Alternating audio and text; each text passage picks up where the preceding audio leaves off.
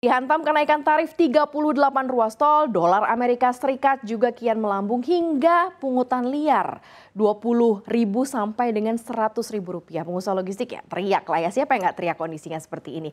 Langsung saja kita tahu ulas deretan masalah ini bersama dengan Managing Editor CNBC Indonesia, Kang Hendra dan juga Bang Iqbal. Apa kabar Kang? Sehat? Baik. Abang Iqbal juga baik. Kayaknya mikirin kondisi logistik nih Kang Hendra ya. Baca berita langsung pusing. Langsung pusing gitu ya. Coba bayangin tarifnya naik, belum lagi diganggu sana sini gitu ya.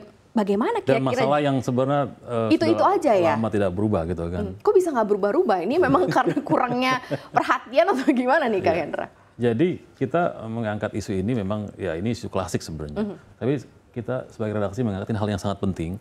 Karena saya pikir ini apalagi di pemerintahan baru Pak Prabowo ya, harus ada terobosan lah untuk ini. Jangan sampai mengulang terus gitu kan. Karena nanti dampaknya bukan hanya masalah biaya ekonomi tinggi, tapi juga masalah kepastian dunia usaha dan citra Indonesia juga gitu kan. Bayangin kalau kita ingat mungkin Mas Iqbal waktu dulu liputan kita ya, zaman Pak SBY kan sempat dulu ada wacana dia ingin naik truk dari Jakarta Surabaya untuk ngetes pungli itu ada nggak sih gitu kan. Walaupun akhirnya tim protokoler melarang kan akhirnya. Zaman Jokowi sempat ke pelabuhan juga ya, 2021 untuk mengecek bener nggak sih ya? gitu kan. Bahkan Pak zaman Prabowo ini ya saya pikir perlu ada hal yang terobosan sih gitu. Nanti mungkin Iqbal akan nambahin, silakan Bang. Apa nih yang kalau mau disoroti? Kalau tadi kan kita lihat dari tol pasti naik ya 38 ruas tol. Tadi kan dinaik per 2 tahun karena memang ada inflasi. Jadi harus itu undang-undang ya. Tapi kan kalau kita lihat sebenarnya tarif tol kita aja udah paling tinggi. Logistik ya, tarif logistik kita kan tinggi nih kalau di-compare di negara-negara di kawasan Asia. Belum lagi ada adjustment ini kan nanti Indonesia jadi kalah saing gitu kan biasa kan. Mau tarik investasi logistiknya nih tinggi mahal gitu Bang Iqbal. Ya sebenarnya harapan kita sama ya ketika isu ini diangkat, ini jadi atensi gitu. Jadi karena beberapa isu yang saya lihat memang ya tentu pemerintah banyak fokus ya yang harus dia kerjakan, misalkan makan bergizi, sekolah rakyat, atau misalkan upah minimum segala macam gitu. Tapi ini salah satu isu yang menurut saya krusial yang harus diangkat juga. Jadi kalau mungkin beda pimpinan beda gaya ya, tapi saya memang kayaknya belum ada menteri juga yang pernah datang ke Priok ya untuk melihat situasi gitu. Mungkin ke pelabuhan udah, tapi untuk pelabuhan penumpang ya, tapi untuk logistik setahu saya sih belum. Jadi harapannya memang jadi atensi ya, bila perlu Presiden juga turut datang gitu untuk menerima laporan langsung ya. Seperti kemarin ketika sarasehan ekonomi kan juga itu kan langsung misalkan ada soal peraturan teknis, kemudian soal buruh dan seterusnya. Jadi isu logistik ini memang isu klasik, tapi ya kita berharap di era pemerintahan yang baru ya ada terobosan yang lebih konkret lah untuk menyelesaikan masalah ini gitu. Terobosan sekonkret seperti apa sih gitu yang mungkin diharapkan dari para pelaku industri khususnya di logistik ya kayak karena kan tadi udah dibilang ini isunya klasik, kemarin-kemarin juga udah dialamin juga sama di beberapa presiden sebelumnya, bukan hanya yang ini aja juga sama gitu ya. Jadi kan perlu ada sesuatu gitu ya, plot twist atau sesuatu yang mungkin pola pikir atau apa gitu yang membuatnya sesulit apa sebenarnya istilahnya memberantas pungli, memberantas bajing luncat gitu ya, yang agak cukup membuat persoalan gitu di logistik kita. Pungli ini kan spektrumnya luas ya. Jadi ada pungli yang dilakukan oleh masyarakat, artinya oleh preman-preman yang memang mungkin mereka menganggur, nggak ada pekerjaan.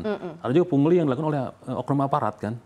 Dia minta jatah apa, jatah itu kan. Itu bisa terjadi kan. Nah, cuma memang selama ini beberapa presiden sudah melakukan terobosan. Misalnya waktu zaman Pak Jokowi itu sudah ada namanya cyber pungli ya. Pungli. Itu udah ada berapa ribuan laporan, mungkin puluhan ribu laporan. Dan akhirnya memang ada yang sebagian ditindak lanjuti sampai ke pengadilan. Ada sebagian yang mungkin ya sudah mungkin jadi menguap gitu aja.